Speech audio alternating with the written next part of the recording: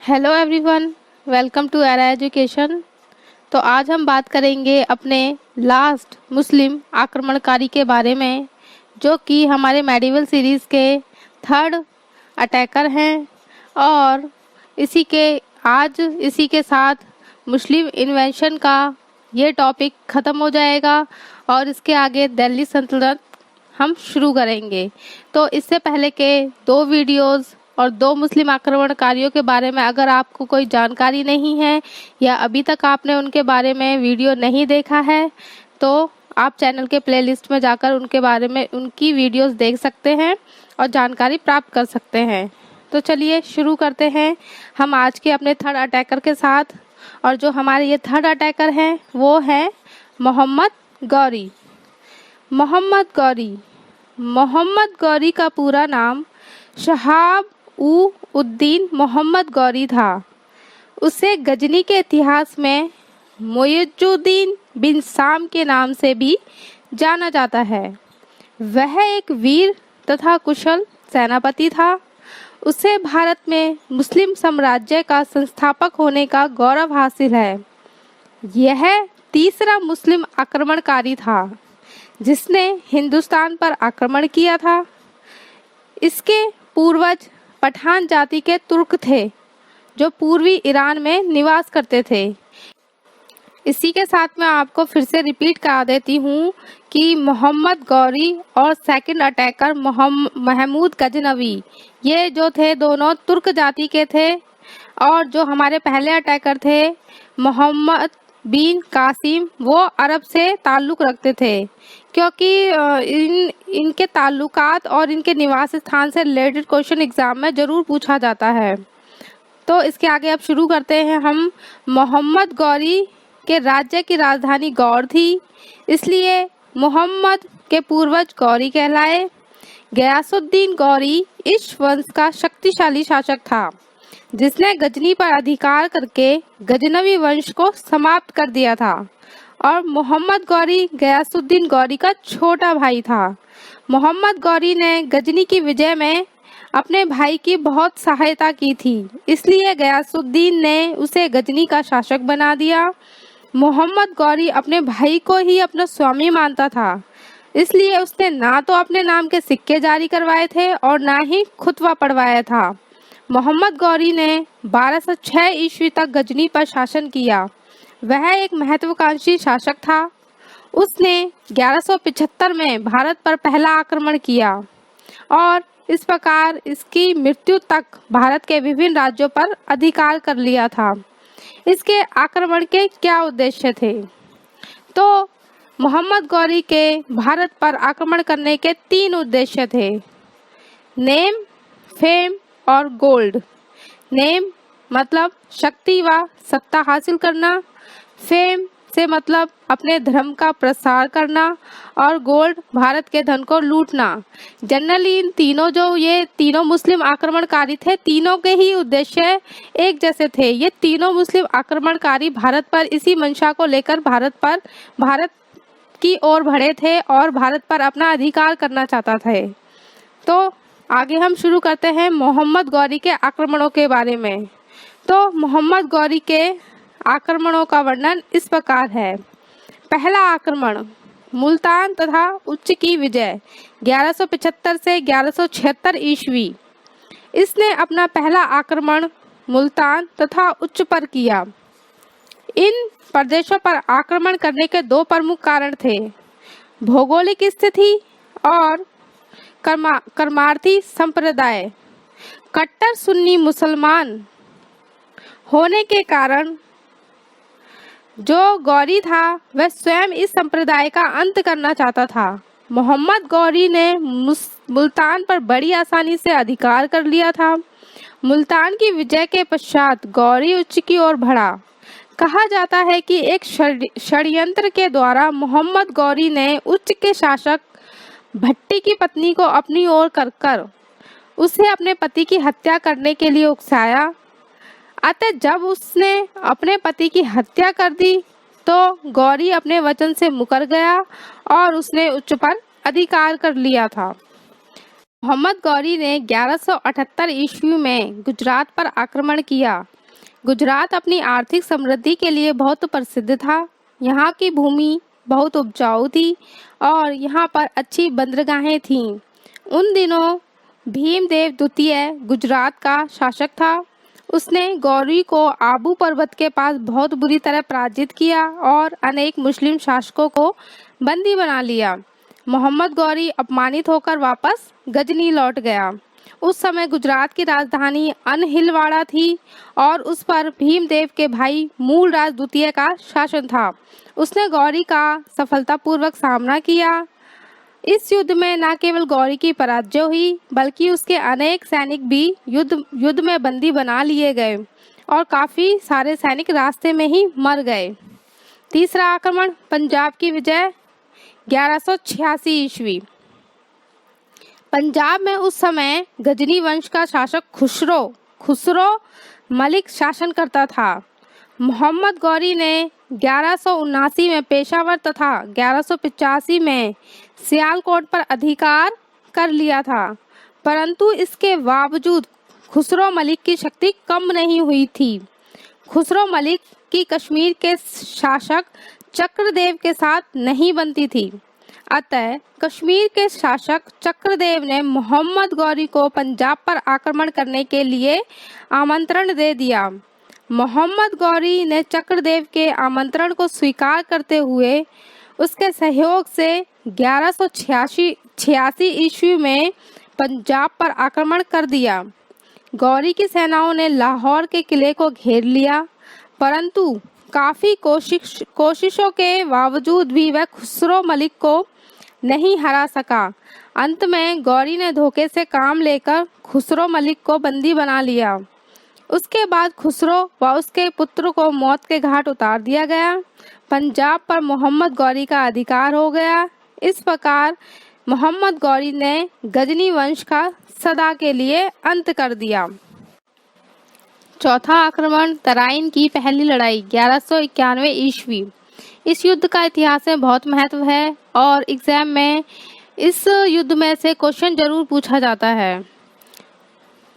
पंजाब पर सफलता प्राप्त करने के पश्चात मोहम्मद गौरी दिल्ली की ओर बढ़ा। दिल्ली पर उस समय राय पिथौरा पृथ्वीराज चौहान का शासन था। वह बहुत ही शक्तिशाली शासक था और समस्त उत्तरी भारत पर हिंदू साम्राज्य स्थापित करना चाहता था। पंजाब पर गौरी के अधिकार कर लेने से गौरी और पृथ्वीराज चौहान के बीच युद्ध होना तो स्वाभाविक था। 1190 ईस्वी में मोहम्मद गौरी सरहिंद पर अधिकार करके दिल्ली की ओर बढ़ा। जैसे ही पृथ्वीराज चौहान को मोहम्मद गौरी के दिल्ली की ओर आगमन की सूचना मिली, वह तुरंत ही शत्रु से लोहा लेने के लिए सेना सहित पंजाब की ओर चल दिया। 1191 ईस्वी में तराइन नामक स्थान पर दोनों की सेनाओं में युद्ध हुआ। पृथ्वीराज चौहान की सेना में 2 लाख सैनिक और 300 हाथी थे। राजपूत बड़ी वीरता से लड़े। राजपूत सेनाओं ने अति शीघ्र ही तुर्क सेनाओं को तितर-बितर कर दिया था। पृथ्वीराज चौहान के भाई गोविंद राय ने मोहम्मद गौरी को एक ही वार में घायल कर दिया था। गौरी घायल होकर घोड़े से गिर पड़ा। यदि उस समय उसे कोई खलजी सैनिक उठाकर नहीं ले जाता तो आज का इतिहास कुछ और ही होता।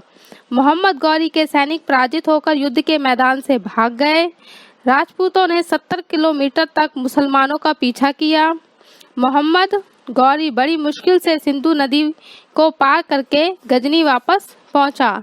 इस प्रकार इस युद्ध का इतिहास में विशेष महत्व है, क्योंकि इससे पहले कभी भी मुसलमानों को हिंदुओं के हाथों इतनी भयंकर पराजय का सामना नहीं करना पड़ा था। तराइन की दूसरी लड़ाई 1192 ईस्वी। तराइन की पहली लड़ाई से प्राप्त हार से मोहम्मद गौरी बहुत अपमानित हुआ। वह अपने अपमान का बदला लेना चाहता था। सर्वप्रथम उसने उन अधिकारी व सैनिकों को कठोर दंड दिया जो रण क्षेत्र को से पीठ दिखाकर भाग गए थे। वह स्वयं भी इतना अपमानित महसूस करता था कि उसने खाना पीना और सोना भी छोड़ दिया था।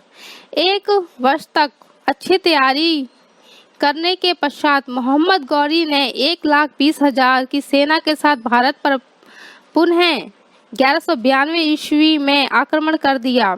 कन्नौज के शासक जयचंद को छोड़कर उत्तर भारत के लगभग सभी शासक शत्रु का सामना करने के लिए पृथ्वीराज चौहान के झंडे के नीचे इकट्ठे हो गए। तराइन की दूसरी लड़ाई निर्णायक सिद्ध हुई। इस युद्ध के परिणाम स्वरूप राजपूतों की शक्ति को गहरा धक्का लगा। इसके बाद वे कभी भी संगठित नहीं हो सके। इस युद्ध में राजपूतों का कोई भी ऐसा राजवंश नहीं बचा था जिसका रक्त ना बहा हो। तराइन के दूसरे युद्ध के कारण ही दिल्ली सल्तनत की स्थापना का रास्ता साफ हो गया था। नेक्स्ट हमारा आक्रमण है मेरठ, दिल्ली और कोल पर अधिकार 1193 ईस्वी। तराइन की दूसरी लड़ाई में विजय प्राप्त करने के पश्चात मोहम्मद गौरी ने जीते हुए प्रदेश कुतुबुद्दीन ऐबक को सौंप दिए और स्वयं गजनी चला गया। गौरी के जाते ही दिल्ली, मेरठ तथा कोल के शासकों ने स्वतंत्रता धारण करने के लिए षड्यंत्र करना आरंभ कर दिया, परंतु कुतुबुद्दीन ऐबक ने बड़ी चतुराई से न केवल उनके षड्यंत्रों का अंत किया बल्कि मेरठ, दिल्ली व कोल पर अपना अधिकार पुनः स्थापित कर लिया था। कन्नौज की लड़ाई या इसे हम चंदावर की लड़ाई के नाम से भी जानते हैं 1194 ईस्वी। 1194 में मोहम्मद गौरी ने कन्नौज के शासक जयचंद राठौर पर आक्रमण कर दिया। पृथ्वीराज चौहान ने उसकी पुत्री संयोगिता से बलात् विवाह कर लिया था, इसलिए चौहानों और राठौरों की आपस में शत्रुता चली आ रही थी। इसी कारण जयचंद्र ने तराइन की दूसरी लड़ाई में पृथ्वीराज चौहान का साथ नहीं दिया था, परंतु जयचंद को यह आभास था कि मोहम्मद गौरी उसके राज्य पर भी आक्रमण करेगा। अतः गौरी ने 50,000 सैनिकों सहित जयचंद्र पर चढ़ाई कर दी और आगरा के निकट चंदावर नामक स्थान पर दोनों के बीच युद्ध हुआ। जयचंद की फौजें इतनी वीरता से लड़ी कि गौरी की पराजय निश्चित लग रही थी, परंतु भाग्य ने एक बार फिर राजपूतों का साथ नहीं दिया। दुर्भाग्य से एक तीर जयचंद की आंख में जा लगा, जिससे घायल होकर वह हाथी से गिर गया। अपने सेनापति को गायब देख राजपूतों में भगदड़ मच गई और उन्होंने युद्ध क्षेत्र से भागना आरंभ कर दिया। तुर्कों ने भागते हुए राजपूतों को पकड़ कर काट डाला। इस युद्ध में मोहम्मद गौरी को सफलता प्राप्त हुई। इसके बाद मुसलमानों ने कन्नौज नगर को बुरी तरह लूटा। बंगाल की विजय 1198 ईस्वी। इसमें मोहम्मद गौरी के प्रमुख सेनापति बख्तियार खलजी ने बंगाल की राजधानी नादिया पर आक्रमण किया और वहां के शासक लक्ष्मण सेन को हराकर बंगाल पर कब्जा कर लिया। मोहम्मद गौरी की मृत्यु 1206 ईस्वी। मोहम्मद गौरी की हत्या खोखरों द्वारा की गई। खोखर पिंडारी, झेलम तथा चिनाब के मध्यवर्ती प्रदेश में रहने वाली लड़ाकू जाति थी। 15 मार्च 1206 ईस्वी में जब मोहम्मद गौरी वापस अपने प्रदेश जा रहा था तो मार्ग में जब वह आराम फरमा रहा था तब किसी खोखर ने उसके डेरे में घुसकर छुरा घोंपकर उसकी हत्या कर दी। मोहम्मद गौरी का शव गजनी ले जाकर उसकी राजधानी में दफनाया गया था। तो इसके आगे इसके युद्ध से क्या क्या प्रभाव पड़े उसके बारे में हम पढ़ेंगे। तो इसके प्रभावों का वर्णन इस प्रकार है। भारत में मुस्लिम राज्य की स्थापना। मोहम्मद गौरी के आक्रमणों के परिणाम स्वरूप भारत में मुस्लिम राज्य की स्थापना हुई। 1206 ईस्वी में मोहम्मद गौरी की मृत्यु के पश्चात उसके प्रसिद्ध दास कुतुबुद्दीन ऐबक ने अपने को दिल्ली का सुल्तान घोषित कर दिया। इसके बाद दिल्ली की गद्दी पर कई राजवंशों ने शासन किया। अतः भारत में दिल्ली सल्तनत की स्थापना मोहम्मद गौरी के आक्रमणों का ही परिणाम थी। राजपूतों की शक्ति का अंत। मोहम्मद गौरी के आक्रमणों से राजपूतों की शक्ति को गहरा आघात लगा। तराइन के दूसरे युद्ध में गौरी ने पृथ्वीराज चौहान सहित 150 सामंत शासकों को संग में पराजित किया था। इससे राजपूतों की संपूर्ण भारत में हिंदू राज्य स्थापित करने की आशा धूमिल हुई और उनकी शक्ति को भी लगभग समाप्त हो गई थी। काफी दिनों तक राजपूत दोबारा संगठित नहीं हो सके थे। पंजाब में गजनी राज्य का अंत। मोहम्मद गौरी ने पंजाब के सूबेदार मलिक खुसरो का धोखे से वध करवा दिया और पंजाब पर अपना अधिकार कर लिया था। इस तरह पंजाब अब गजनी शासन से अलग हो गया था। इस्लाम का प्रसार। मोहम्मद गौरी ने अपने आक्रमणों से उत्तरी भारत के लगभग सभी राज्यों पर अपना अधिकार कर लिया था। इसके पश्चात कुतुबुद्दीन ऐबक ने भारत में दिल्ली सल्तनत को सुरक्षा व सुदृढ़ता प्रदान की। इस्लाम से प्रभावित होकर हिंदुओं की निम्न जातियों के अनेक लोगों ने इस्लाम धर्म को स्वीकार कर लिया था। इसके अलावा सुल्तानों ने भी भारतीयों को नौकरी तथा धन का लालच देकर इस्लाम धर्म ग्रहण करवाया था। इस प्रकार सल्तनत काल इस्लाम धर्म के प्रसार का काल भी थी। भारतीय कला तथा साहित्य की हानि। मोहम्मद गौरी के सैनिकों ने अपने अभियानों में न केवल लूटमार की थी, बल्कि अनेक नगरों मंदिरों को भी नष्ट भ्रष्ट किया था। उन्होंने अनेकों मूर्तियों के टुकड़े टुकड़े कर दिए थे, उन्हें अपमानित किया और असंख्य धार्मिक व ऐतिहासिक पुस्तकों को जला दिया था। जन धन की हानि। गौरी ने अपने अभियानों में अनेक हिंदुओं को मार गिराया था। उसने तराइन की पहली व दूसरी लड़ाई में हजारों की संख्या में हिंदुओं को मौत के घाट उतारा था और इसके सैनिक जहां भी जाते थे लूटमार करते, भारी मात्रा में धन संपत्ति लूटकर गजनी ले गए थे। भारतीय तथा मुस्लिम कला का समन्वय। Mixture of Indian and Muslim art. Mohammad Ghori के आक्रमणों के परिणाम स्वरूप भारतीय तथा मुस्लिम कला का समन्वय हुआ। इससे एक नई कला का उत्थान हुआ जिसे इंडो इस्लामिक कला भी कहा जाता था। मुसलमानों ने अपने अभियानों में भारत के मंदिरों को तुड़वाकर मस्जिदों का निर्माण करवाया। उन्होंने मस्जिदों के निर्माण में मंदिरों की ही सामग्री का प्रयोग किया था। यहाँ तक कि कारीगर भी भारतीय हिंदू ही थे। अतः उस समय जितनी भी इमारतें बनी उन सभी में हिंदू तथा मुस्लिम कला की स्पष्ट छाप दिखाई पड़ती है। अतः इससे भारतीय कला को एक नई दिशा मिली। युद्ध प्रणाली में परिवर्तन। गौरी के आक्रमणों से हुई भारतीयों की पराजय ने भारतीय सेना के इतिहास में एक नए युग की शुरुआत की। भारतीय शासकों को न केवल स्थायी सेना की भर्ती पर बल दिया, बल्कि युद्ध में हाथियों के स्थान पर घुड़सवार सेना के प्रयोग पर अधिक जोर दिया। इससे भारतीय सैनिकों में एकता के साथ साथ कुशलता भी आई। इसी के साथ हम इस टॉपिक और मोहम्मद गौरी से रिलेटेड इम्पोर्टेंट पॉइंट्स की ओर भी फोकस करेंगे, क्योंकि इसमें से भी मोस्ट इम्पॉर्टेंट क्वेश्चन बनते हैं और एग्ज़ाम में पूछ लिया जाता है। तो हमारे कुछ इम्पोर्टेंट पॉइंट इस प्रकार हैं। मोहम्मद गौरी की सेना में प्रमुख सेनापति थे या दास थे, वो थे कुतुबुद्दीन ऐबक, बख्तियार खलजी, यलदौज, कुवाचा।